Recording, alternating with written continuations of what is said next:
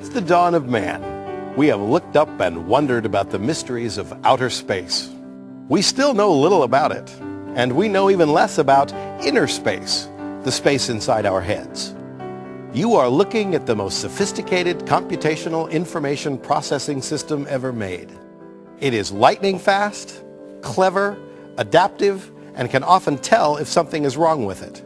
In fact, there are as many neurons within this boy's brain as there are stars in the galaxy he is currently viewing. But the universe inside his head, and yours, and mine, is still so vast and so unexplored that we can barely understand how a 3-pound human brain knows how to pick up a glass of water and drink it.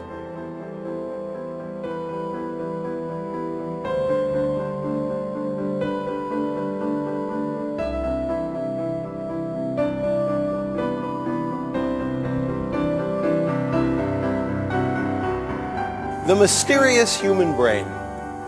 We know enough to know we've only just begun to understand the basics. We're not clueless, though. We do know a few things, and those things I like to call brain rules.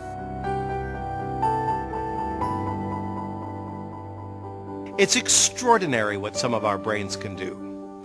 Go ahead and multiply the number 8,388,628 times 2 in your head. Can you do that in a few seconds? Probably not. There's a young man who can double that number 24 times in the space of a few seconds. He gets it right every time. There's a boy who can tell you the precise time of day at any moment, even in his sleep. There's a girl who can correctly determine the exact dimensions of an object 20 feet away. Yet none of these kids could be taught to tie their shoes.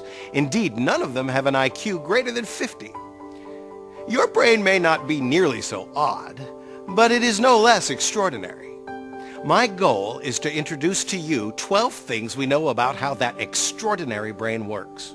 The brain rules cover such topics as exercise, memory, stress, sleep, vision. The supporting research for each of my brain rules must first be published in a peer-reviewed journal and then successfully replicated. The problem is that so much of what we do in our modern world ignores these brain rules. We try to drive while talking on our cell phones, even though it is literally impossible for our brains to multitask when it comes to paying attention. We have created high-stress office environments, even though a stressed brain is significantly less productive. Our schools are designed so that most real learning has to occur at home. That could be funny if it weren't so harmful. Let's find out why.